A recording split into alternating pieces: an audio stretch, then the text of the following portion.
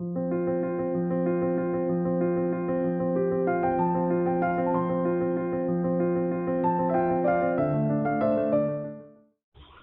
స్వరూపంగా ధ్యానించడం అంటే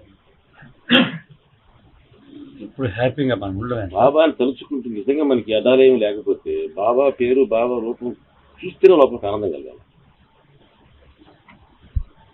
పోనీ అంత దూరం వద్దు, మన లెవెల్ చెప్పాడు. ఇప్పుడు నా దగ్గర కూర్చున్నారు, మీ మనసులో ఆనందంగా లేదు, నేను ఏం చేశాను మీకు ఏమని అడిగితే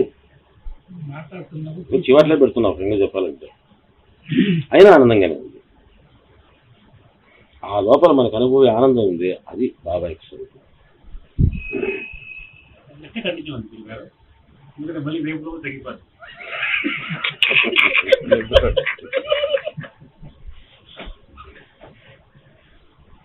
దాన్ని కంటిన్యూ చేసుకోవడం ఎట్లా అనుభవాన్ని మనం ఈ అనుభవాన్ని గుర్తించి నేనే చెప్పేది. నేను ఇంటికి పోయిన తర్వాత కొంతకాలం ఉంటుంది, వేరే పాపం తగ్గదు.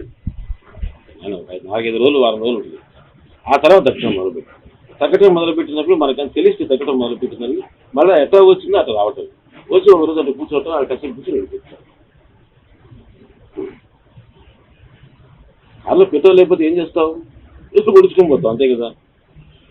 కార్లో పెట్రోల్ అయిపోయింది, ఏం చేయాలి గురువు గారు అంటే ఏం చెప్పేది, నేను కొట్టించుకోపోయి పెట్రోల్ బంక్ చెప్పి కొట్టించుకొని చెప్తాను, అంతే కదా.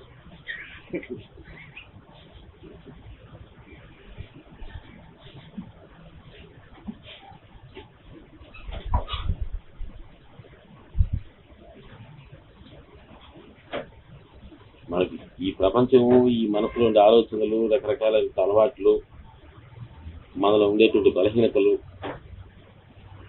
ఈ ఆత్మ అందరికీ ఉంది.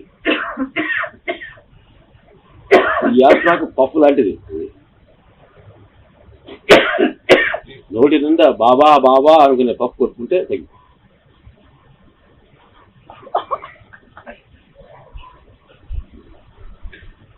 తిరిగి పెట్టుకోండి.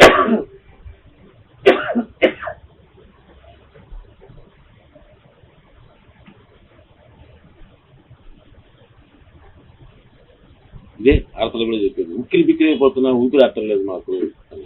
అందరికీ ప్రపంచం అంతా అనుభవిస్తుంది. ఇది కానీ తయారైతే అది పోతుంది. అది లోపల ఉండేట్లు దాన్ని కొంతమందికి ఫిజికల్గా అనుభవం ఆత్మ అనేది. ఫిజికల్గా ఉంది మేనిఫెస్టేషన్ మాత్రం.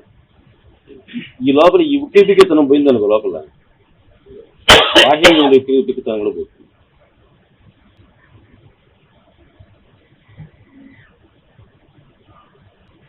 ఏం వల్ల